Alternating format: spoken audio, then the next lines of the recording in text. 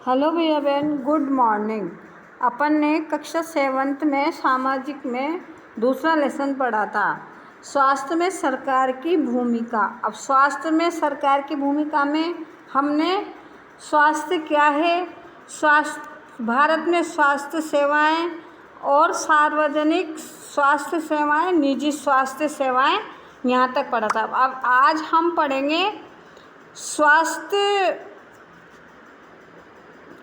सेवा और समानता। क्या सबके लिए पर्याप्त स्वास्थ्य सेवाएं उपलब्ध हैं? ये आज हम ये वाला टॉपिक पढ़ेंगे। हम भारत में ऐसी स्थिति का सामना कर रहे हैं जहाँ निजी सेवाएं तो बढ़ रही है परंतु सार्वजनिक सेवाएं नहीं है। ऐसी दशा में लोगों को मुख्यतः निजी सेवाएं उपलब्ध हो पाती। ये शहरी क्षेत्रों में केंद्रित है। इन सेवाओं का मूल्य भी अपेक्षाकृत अधिक रहता है। दवाएं महंगी होती है, बहुत से लोग उन्हें खरीदने में समर्थ नहीं हो पाते और इसलिए जब परिवार में बीमारी होती है तो उन्हें ऋण लेना पड़ता है। तो इससे आशय है कि स्वास्थ्य भारत में निजी स्वास्थ्य सेवाएं तो बढ़ रही है परंतु सार्वजनिक सेवाएं नहीं है। ऐसी दशा में लोगों को मुख्यतः निजी सेवाओं में ही जाना पड़ता है तो वो स्वास्थ्य निजी सेवाएं उपलब्ध हो पाती है। निजी सेवाओं में इलाज कराना पड़ता है तो निजी सेवाएं क्या है, महंगी है तो उनको बीमारी के लिए उन्हें ऋण भी लेना पड़ता है। कुछ निजी सेवाएं अधिक कमाने के लिए प्राय ऐसे कार्यों को प्रोत्साहित करती है जो सही नहीं है। कई बार सस्ते तरीके उपलब्ध होने पर भी उनके प्रयोग नहीं किए जा सकते। उदाहरण के लिए प्राय देखा जाता है कुछ चिकित्सक ज़रूरत से ज़्यादा दवाइयाँ, इंजेक्शन या सेलाइन आदि की सलाह देते हैं जबकि साधारण इलाज ही पर्याप्त हो सकता है। तो तथ्य ये कि जनसंख्या के 20% लोग ही बीमारी के दौरान आवश्यक दवाओं को खरीदने में सक्षम होते हैं। वे लोग भी जिन्हें हम गरीब नहीं समझते दवा संबंधी खर्चों को उठाने में कठिनाई का अनुभव करते हैं। एक अध्ययन में ये पाया गया है कि जो लोग अस्पताल में किसी बीमारी या चोट लगने के कारण भर्ती होते हैं उनमें से 40% लोग खर्चों का भुगतान करने के लिए पैसे उधार लेते हैं उनकी या अपनी कुछ संपत्ति बेचते हैं। गरीब लोगों के लिए परिवार में हर बीमारी चिंता और मुसीबत का कारण बन जाती है। इससे भी बड़ी बात यह है कि ऐसी स्थिति बार बार आती है। गरीब लोग पहले ही पोषण की कमी का शिकार होते हैं। ये परिवार उतना भोजन नहीं खाते जितना उन्हें खाना चाहिए। उन्हें जीवन की आधारभूत आवश्यकताएं जैसे पीने का पानी, घर के लिए पर्याप्त जगह, साफ वातावरण तक उपलब्ध नहीं हो पाता और इसलिए उनके बीमार पड़ने की आवश्यकता अधिक रहती है।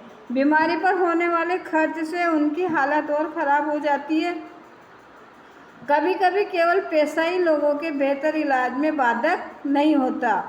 उदाहरण के लिए महिलाओं को तुरंत इलाज के लिए डॉक्टर के पास नहीं ले जाया जाता। कई आदिवासी क्षेत्रों में स्वास्थ्य केंद्र कम हैं और वे भी अच्छी तरह नहीं चलाए जाते हैं। वहाँ निजी स्वास्थ्य सेवाएं भी उपलब्ध नहीं है। अब इसके लिए हमको क्या किया जाए? मतलब ये अपन ने आज टॉपिक पढ़ा है कि स्वास्थ्य सेवा और समानता, क्या सबके लिए पर्याप्त सेवाएं उपलब्ध है। तो इसमें जो बात आई है इसको मैं आपको थोड़ा सा शॉर्ट में समझा देती हूँ कि भारत में निजी स्वास्थ्य सेवाएं तो बढ़ रही है परंतु सार्वजनिक स्वास्थ्य सेवाएं नहीं।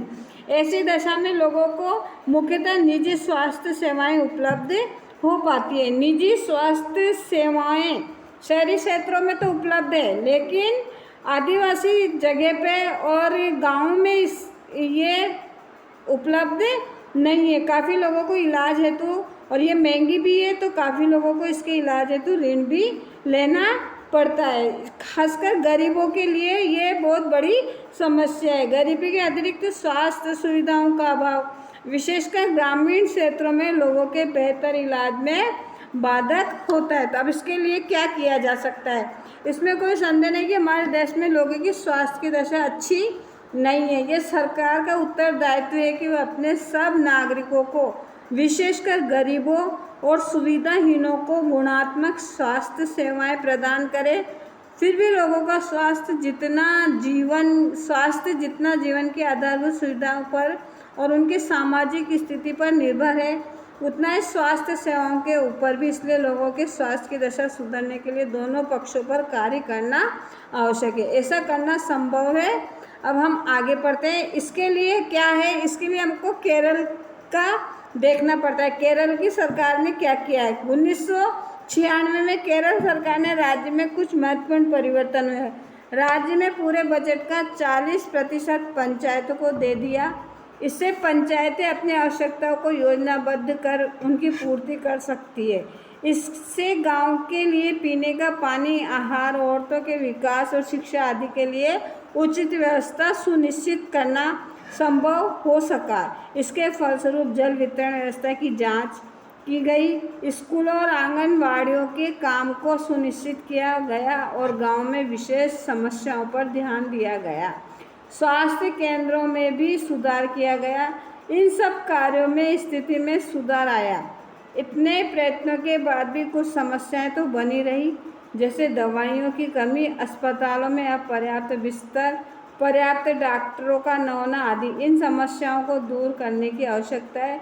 अधिक जानकारी के लिए आइए हम एक अन्य देश का उदाहरण देखें और स्वास्थ्य संबंधी मुद्दों पर उनकी कार्यपद्धति को जानें। कोस्टा रिका का तरीका। अब कोस्टा रिका में स्वास्थ्य संबंधी क्या कदम उठाए गए हैं। कोस्टा रिका को मध्य अमेरिका का सबसे स्वस्थ देश माना जाता है। तो मध्य अमेरिका का कोस्टा रिका सबसे स्वस्थ देश है। इसका मुख्य कारण कि उनके संविधान में निहित है। कई वर्षों पहले कोस्टा रिका ने एक महत्वपूर्ण निर्णय लिया था कि वे देश में सेना नहीं रखेंगे।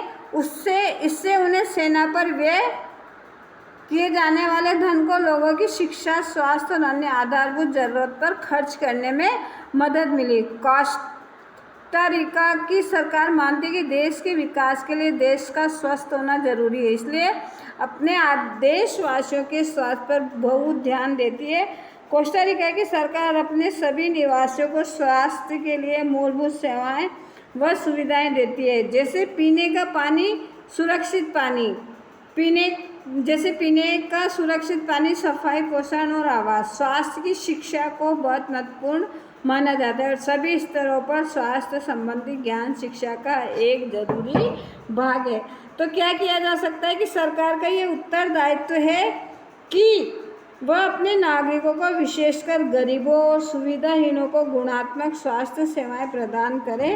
केरल सरकार तथा कोस्टा रिका के उदाहरण इसके लिए समक्ष दिए गए हैं कि केरल सरकार और कोस्टा रिका की सरकार से सीख लेकर हमारे देश में राज्य में स्वास्थ्य संबंधी किन किन समस्याओं का हमारी जनता को सामना करना पड़ रहा है, उसमें वो समस्याएं का हल ढूंढकर उनको हर सुविधाएं मुहैया कराए। तो आज ये हमारा ये सामाजिक में, राजनीतिक विज्ञान में, स्वास्थ्य में सरकार की भूमिका दूसरा लेसन पूरा हो चुका है। इसके आगे जो ये क्वेश्चन आंसर है ये आपको करने हैं।